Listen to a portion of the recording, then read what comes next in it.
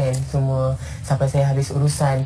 Kalau saya pergi ke klinik buat rawatan kulit pun ayah tunggu, laser kulit pun ayah tunggu, semua ayah tunggu. Sampaikan masa saya membuat pembedahan, saya sakit masa tu, ayah yang menjaga saya, mandikan saya, lapkan badan apa semua. Jadi memang ayah sentiasa bersama dengan saya. Kita bercakap dalam konteks pengorbanan seorang bapa, penerimaan seorang bapa. Bayangkan seorang bapa itu terpaksa menerima keadaan anaknya yang dilahirkan fizikalnya sebagai seorang lelaki, berubah fitrahnya menjadi seorang perempuan, kemudian terpaksa menerima dia saudara serta orang kampung, jiran. Bagaimana ketika itu? Dalam tomahan ni banyak yang menyokong daripada yang buat tomahan. Terutama sekali yang support saya ni cikgu dia. Cikgu Saripah yang sentiasa menghubungi saya, boleh katakan setiap bulan tu memang tentu lah. Dia hubungi saya. Dia tanya macam mana Syah tak Pakcik. Pakcik hampir-hampir stroke jantung ni buatkan dia. Saya pergi IJN, pergi Columbia Asia. Tapi Alhamdulillah sekarang ni saya dah tak ada lagi dah. Boleh dikatakan tak ada lagi penyakit itu. Tapi yang paling penting sekali keluarga untuk nak memulihkan. Bukan senang dia nak berhijrah semula. Benar. Dalam keadaan ada kemewahan. Dia tidak memerlukan duit saya. Dia buat apa saja dia boleh buat. Sebelum daripada itu pun saya tidak menggalakkan dia, tetapi dia sendiri. Jadi kalau apa yang saya rasa ini, kalau duduk di tempat orang lain, bagaimanalah orang itu agaknya. Tapi saya hadapi dengan berbagai-bagai lah. Sehingga kan ada di antaranya salah seorang ahli keluarga lah kan. Tambat saja mereka bawa kaki dia kat tiang seri tu. Ada yang kata begitu, saya kata tak boleh. Kalau buat begitu akhirnya macam mana? Kita juga yang rugi akhirnya. Oleh kerana itu biarlah saya ambil jalan. Malu tak apalah. Saya saudara saya kena saya bawa dia. Orang tengok saya macam ni, saya tunduk ke bawah. Itu juga yang saya baca. Kerana Safi sentiasa mengatakan bahawa ketika tu walaupun dalam keadaan Safi ni berubah menjadi seorang perempuan, tapi ayahnya tak pernah malu untuk mengaku dia orang anak, tak pernah sorokkan dia daripada keadaan keluarga dan sebagainya.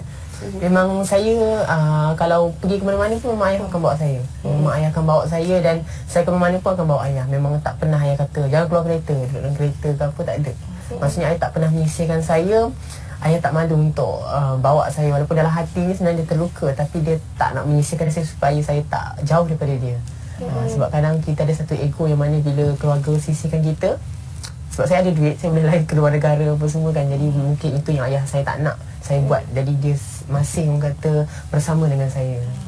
Melihat kepada penerimaan keluarga dan kasih sayang yang diberikan kepada Safi yang tak pernah berbelah bagi, walaupun dah melalui macam-macam tomahan dan sebagainya. Tapi Safi sendiri, saat ibu bapa dicemooh, saat ibu dan ayah ini diherdik atas tindakan Safi sendiri, mungkin pada saat dan ketika itu bagaimana sebenarnya melihat, menatap wajah orang yang membesarkan, melahirkan Safi? Sedih sebenarnya. Memang sedih, dan saya selalu tanya pada Tuhan, kenapalah aku ni diuji macam ni kan. Kenapa aku tak uji kesusahan ke benda lain, sakit ke, kaki cacat ke, kenapa diuji dengan satu nafsu yang susah untuk kita lenturkan sebenarnya. Dan memang sedih lah, sedih. Kadang saya selalu tengok dia wajah ayah kan dekat gambar apa semua. Kadang saya jarang balik, sampai kan saya jarang balik. Saya pernah tak balik sampai 6 bulan, 7 bulan. Ayah call setiap hari, saya tak angkat masa tu. Ayah call setiap hari, tak angkat. Saya cuma angkat seminggu 2-3 kali saja. Bukan kerana saya tak sayang ayah, tapi saya rasa malu dengan dia. Rasa bersalah. Rasa bersalah. Dan antara yang Safi jelaskan juga, Safi sentiasa ada rasa nak berubah sebab sayang pada ayah dan juga ibu. Dan yang paling menyentuh hati saya, kata yang saya baca adalah Safi kata Safi nak mengangkat jenazah arwah itu ayah kalau sampai satu hari nanti ayah meninggal dunia dalam keadaan Safi sebagai seorang lelaki.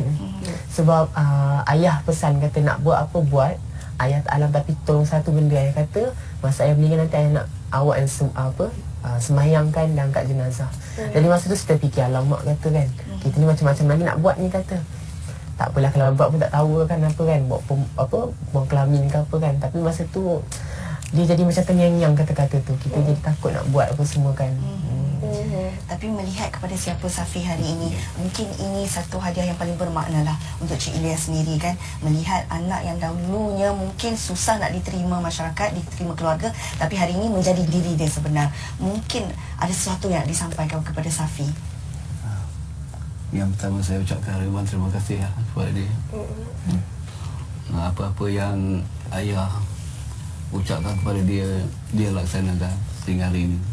Yang paling istimewa sekali dia hadiahkan saya tempat kediaman sebuah.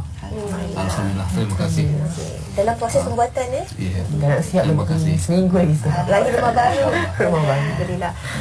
Jadi seterusnya kepada bapa-bapa di luar sana tu kan, saya ambil kesempatan dari bapa ni. Sebenarnya tanggungjawab kita terhadap anak kita. Saya orang susah, bukan saya orang senang. Tapi alhamdulillah saya buat usaha untuk menjayakan anak-anak. Alhamdulillah ada kejayaan, insya-Allah. Saya kira kalau macam kita katakan, kalau kita nak lihat dari segi wang ringgit dan juga kasih sayang tu, tak akan mampu kita membalas ataupun membeli kasih sayang dengan wang ringgit. Jadi Cik Safi nak kongsikan sesuatu yang mungkin orang lain tak nampak tentang ayah ni. Tentang ayah. Okey, ayah saya kadang macam dekat Facebook saya selalu update gambar ayah apa semua kan. Kadang ada beberapa pihak yang mengatakan, kenapa anak pakai barang mewah?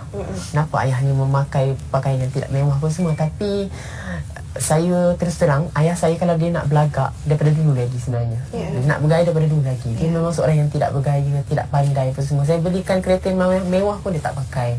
Lah saya yang bawa juga. Saya belikan kasut yang mahal dia tak pakai. Saya belikan baju yang mahal dia pakai juga pagoda. Jadi ayah saya seorang yang memang dia tak pandang duit saya sebenarnya. Masa tu saya fikir, ayah ni aku cuba nak tambah hati dia supaya dia redha pada saya kan. Maksudnya tak kisah dia perempuan ke apa. Kenapa dah dia ni kan tak nak duit saya apa semua. Saya belikan itu ini. Tak nak kata apa yang dia nakkan sebenarnya. Di situ terbit satu kesedaran, iaitu kasih sayang sebenarnya lebih penting daripada duit.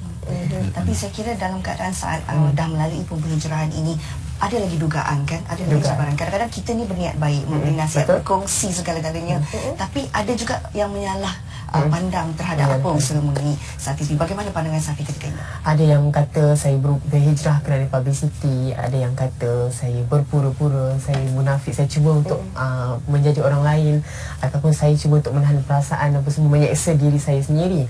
Tapi bagi saya tak takut pada bayang-bayang. Bagi saya tidak kisah macam mana pun, saya tahu apa yang saya buat kerana Allah SWT dan kerana ibu bapa saya. Orang luar tidak tahu apa yang saya lalui dan mereka lalui. Mereka tidak berada sepanjang masa dengan saya. Baiklah, Safi Ilyas, anda mempunyai seorang bapa yang sangat-sangat hebat. Mungkin ada sesuatu yang Safi nak kongsikan, nak ucapkan kepada bapa pada hari ini. Kadang saya nak ucap pun, saya nak minta maaf.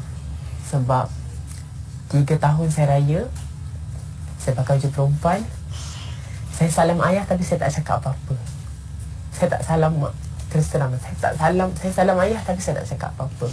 Saya lari keluar pada rumah sebab saya malu. Saya tahu ayah memang akan redha pada kita, maafkan kita, tapi saya malu. Saya malu dengan diri saya. Benda tu yang saya ingatlah. Jadi memang saya minta maaf banget. Ya, ya maaflah. Ya, alhamdulillah. Sebab saya sendiri pun tak pernah merasa kasih sayang betul. Hanya ucapkan terima kasih Pak Cik kerana sudi berkongsi pengalaman bersama kami hari ini, dan semoga ini menjadi satu orang kata semangat kepada bapa-bapa yang ada di luar sana. Kalau anda mungkin diduga dengan kelahiran anak yang sebegini, anda tidak keseorangan, insya-Allah doa sebagai senjata yang paling kuat sekali. Kita doakan semoga mereka boleh berubah. Dan terima kasih sekali lagi kepada Safi kerana sudi berkongsi perkongsian yang sangat hebat bersama dengan kami hari ini. Terima kasih Cik Ilyas sudi datang daripada Lancang. Terima kasih juga kepada makcik yang duduk kat belakang sana. Jadi kami doakan, kami harapkan perkongsian bersempena dengan Hari Bapa ini dalam masa yang ringkas dan padat ini dapat memberi manfaat yang berguna kepada semua penonton. Nak berehat seketika, kembali lagi selepas ini.